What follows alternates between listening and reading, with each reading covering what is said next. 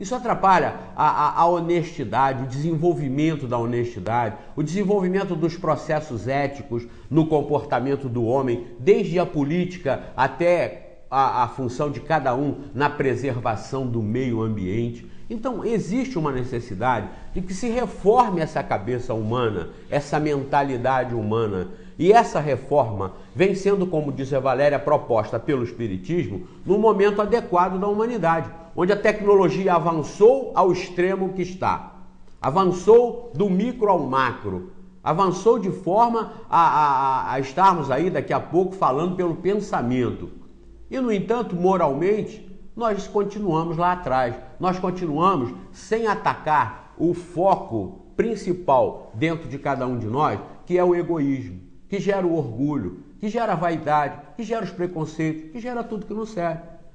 Então, como diz Carlos Drummond de Andrade, a Terezinha Vogas fez uma palestra lá no centro, que ela terminou abordando um poema do Carlos Drummond de Andrade, onde ele fala sobre o homem e a terra.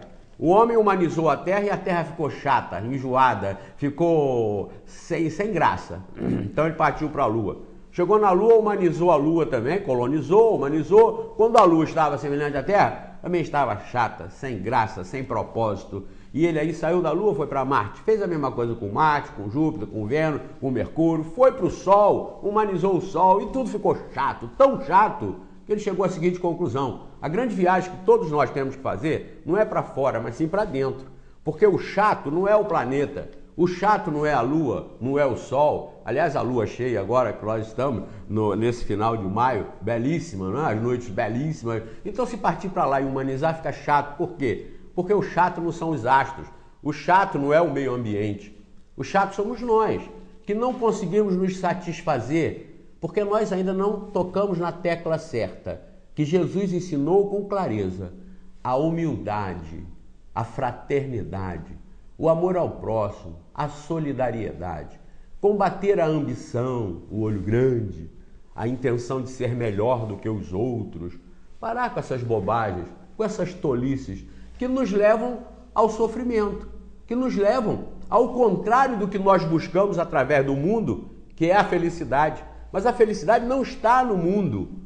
Volto ao Carlos Drummond e às religiões mais lúcidas. A felicidade está dentro de cada um, assim como a infelicidade e o tormento estão dentro de cada um. É ou não necessário e conveniente conhecer melhor a si próprio? Conhecer, por exemplo, uma religião como a espírita, a doutrina espírita que aqui está, um processo moralizante, um processo de esclarecimento científico que satisfaz a todos os questionamentos filosóficos e leva à fé raciocinada, totalmente diferente da fé cega, aquela fé que se aceita porque a tradição milenar nos impõe como sendo a verdade absoluta e nada mais fora dali está. Não é assim que nós devemos proceder. A medicina não parou lá atrás. Todos os ramos da ciência não pararam lá atrás. Os esportes, todas as atividades humanas não ficaram paradas lá atrás. Todas evoluíram. E nessa evolução, nós conquistamos o sucesso dos resultados, que são cada vez mais positivos. Eu sempre lembro aqui, porque não se tratam os fanáticos em cristalizar todo o passado religioso como sendo a verdade suprema e absoluta, porque não se tratam, quando ficam doentes, pelos mecanismos e procedimentos das épocas remotas lá de trás do Antigo Testamento, ou mesmo do Novo Testamento até Jesus, ou de Jesus até Cabral. Por que não se tratam com esses mecanismos de lá? Aceitam a evolução, não é boa? Não nos faz viver mais? Não nos dá mais conforto? Não nos dá mais segurança? Não nos dá mais civilidade? Claro. Pois muito bem, se esse avanço em tudo proporciona coisas boas, por que o avanço no entendimento sobre Deus, sobre quem somos, de onde viemos, para onde vamos, isso não teria importância? Isso também não seria salutar. É ou não é uma questão para ser pensada? É ou não é? Aqueles que acham que a verdade é isso aqui, está acabado, fiquem lá. Até pararam de nos escrever, muitos que ficavam insistindo com esse tipo de raciocínio entre aspas, porque isso não é raciocínio, mas com esse tipo de colocação, pararam até de escrever, porque realmente quanto mais eles escrevem, pior fica para eles. Porque eles cada vez mais se atolam no óbvio, na lógica que eles mesmos acabam tendo que aceitar. Então talvez tenham até se convertido, modificado seus pensamentos. E isso é ótimo. Passarão a ser agora seguidores do Zé Manuel? Claro que não. Eu não venho aqui pregar como o Messias e o Salvador de ninguém. Eu venho aqui para levá-los ao livro dos Espíritos. E vocês, se aceitarem, não vão ser espíritas do Zé Manel, não vão seguir o Zé Manel, não vão nem para o grupo que o Zé Manel faz parte, que a Valéria faz parte.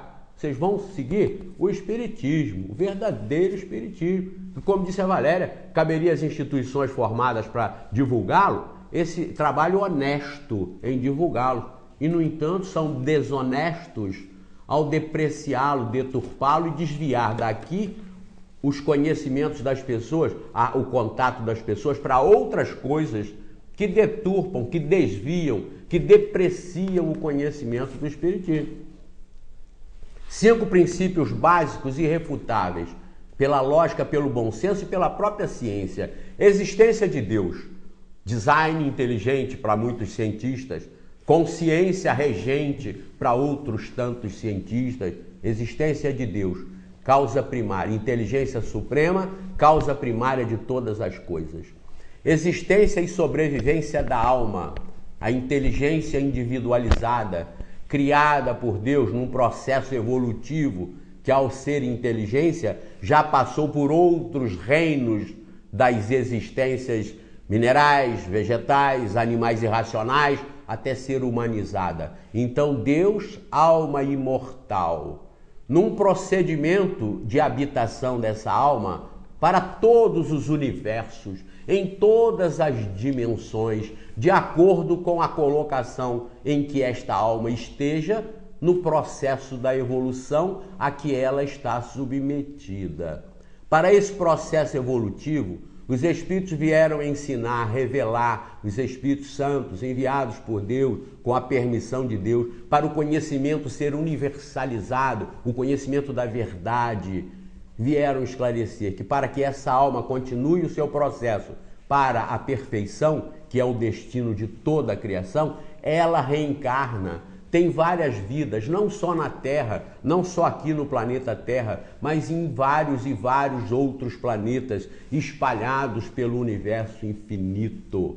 A reencarnação, portanto, dá a oportunidade a esta alma que Jesus recomendou que fosse perfeita como perfeito é o Pai, que está nos céus, através dessas vidas sucessivas, em várias partes do universo, essa alma imortal continua o seu aprendizado, cada vez infinitamente maior, se aperfeiçoando para conquistar a perfeição recomendada por Jesus.